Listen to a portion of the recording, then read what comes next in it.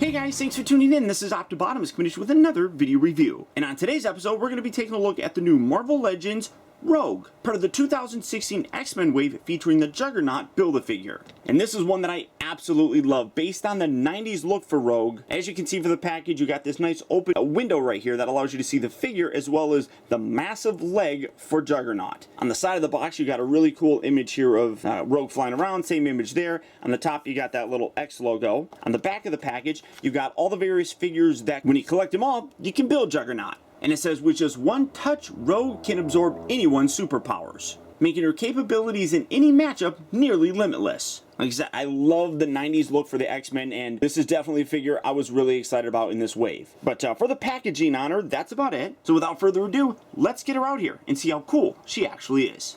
Alright guys, so here we have Rogue opened up and out of her packaging, and I'm just going to tell you, right up front, that of the figures that are in this wave, Rogue here is my absolute favorite.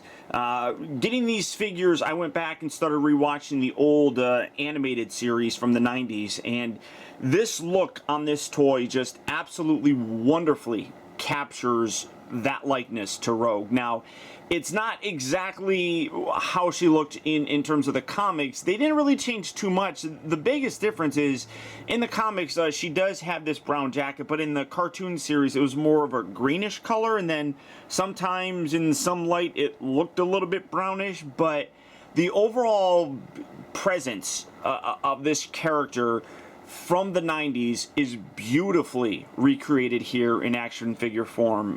What Hasbro has done with this toy really has absolutely impressed me. So let's get her down here and let's take a closer look. Starting out first with her accessories, she really doesn't come with a lot, but you know, in thinking about it, what really would she come with? I mean, the character itself has superpowers. She's got super strength, she flies. How do you recreate that in terms of an action figure? You use your imagination when you're doing it, right? So what kind of accessories really could they give a toy to replicate that would be better than your imagination? I can't really think of anything. Now, as you can see, she does come with the left leg for Juggernaut. That's pretty massive. So you're getting an idea of how big the Juggernaut is going to be. Obviously, we'll take a look at that and put it all together in a separate video. But one of her powers is the ability to touch other beings and absorb their powers, their memories, all that kind of stuff. So I guess the only real thing that they could have done to or include would have been an exposed hand, and they give you that. So that's actually pretty cool, and you can see it's in this kind of wide open thing, and then for that, all you really do is you pull it out. It's just pegged in here. You do want to be careful because her cuff can slide out, and then you just put that on just like so, and now you have that, and you can go around and you can play with her touching people. That sounded really, really wrong. I didn't mean it that way, you sickos.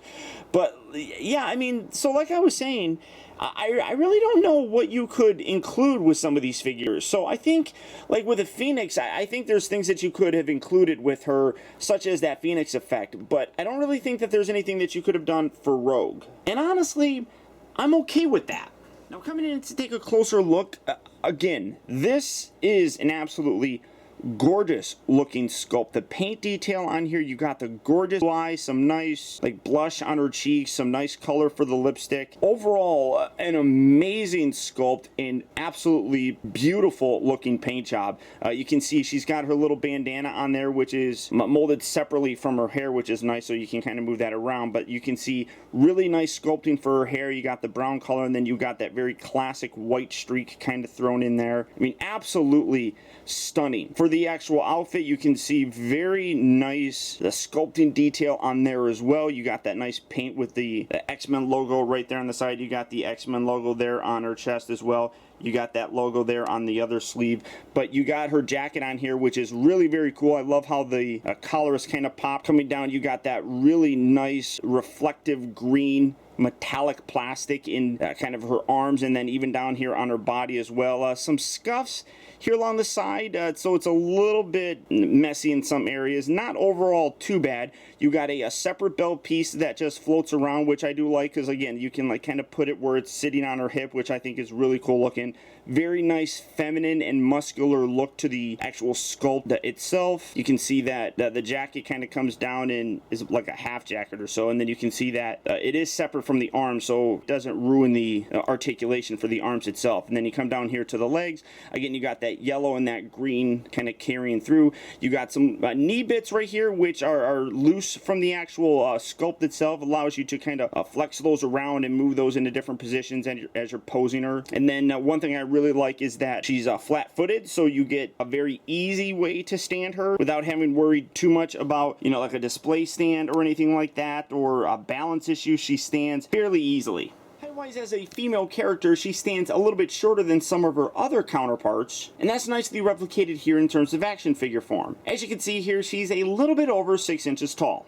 For her articulation, the head is on a ball joint, but the way that the hair is sculpted, it does get a little bit limited. You can see that she can look about that far without things getting a little bit blocked, and then this way, again, she gets a little bit limited because of the sculpt for the hair. It's not bad or anything, and you can see you can actually get her looking left and right fairly decently. She also does... I think, does she? Well, no, she doesn't. She just has the ball joint right there, so you can just pull her head off if you really wanted to. They don't have that little sliding joint that some of the figures have. That would have been nice to kind of see. Her shoulders do rotate on those pin hinge joints, so they're just pinned hinged, allowing a nice range of motion all the way around. They move in and out fairly nicely. The elbows are hinged, and then they can also rotate. This one's fairly stiff that I want to be careful with because I don't want to stress that plastic or anything. This one rotates very easily, so what I'll probably do is put this in the freezer, kind of stiffen up that joint, and then work it out a little bit more. The wrists do rotate fully. They also hinge forward and back. Both hands actually do that with the gloved hands, and then the ungloved hands, you also have that forward and back motion, and then those also rotate as well. The upper diaphragm has a nice ball joint, so you get a nice range of motion there. It can also rotate, but when you do it, obviously it's going to break up the look for her uniform at her torso area, so you do want to be a little bit limited in terms of how much you're rotating that. The hips move forward and back. They move in and out. Those look like they're just on ball joints, so you get a nice range of motion there. The upper thighs have a cut. She's got 2 joints here at the knee for a nice range of motion, and then the ankles move forward and back. Those are really stiff. It doesn't move forward too much. As you can see, that's about as far forward as you're going to get it. And then it does also have the ankle rocker, so you can get a nice wide kind of stance with her, standing dramatically with her wrist broken. That looked really very bad. But the only thing really in terms of articulation that's missing would be that little sliding joint in her neck. But overall, she's got all the articulation that you would basically need. As I said though, Rogue here is easily my favorite in this new wave of Marvel Legend figures. Accessory wise, she doesn't come with much, but like I talked about, there's not a lot that you could probably give her. At least they give her a, you know, ungloved hand, which does make for some nice display options. One thing that I do wish all these Marvel Legend figures came with would be stands. Now, I did find these. As you can see, these are 2 stands that kind of interlock together. I'm going to bring in the business card here, just kind of put that right there so that you can see it. I found these online thanks to a follower of mine over on Twitter. I was able to pick up like 20 of these. I think you can get 10 of these stands for, I think it's like $7. But what's really cool is, as you can see, you can interlock them just like so.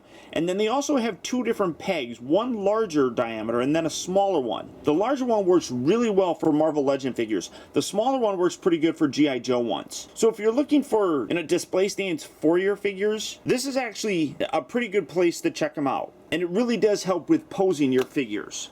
But Rogue here really does look terrific. The paint, the sculpt, everything on her looks amazing. As a fan of that 90s look for the X-Men, this was one in this wave I was absolutely looking forward to. So if this is a figure that you're interested in picking up, Rogue as well as the rest of this new wave of Marvel Legend figures are currently at various retail locations. So if you're looking for them, good luck and happy hunting. Or as always, there's Big Bad Toy Store. So all you have to do for that is click on the link down in the video description. You'll go to BBTS where you can check out availability on her as well as the rest of the Hasbro Marvel Legend figures. But beyond that, guys, that's about it. So once again, I want to thank you for tuning in. This has been Optibotimus. Don't forget that if you like this video, to please like and share it. Also, be sure to subscribe in case you haven't already subscribed. That way you never miss a future review of mine. And as always, until next time, I'll talk to you later.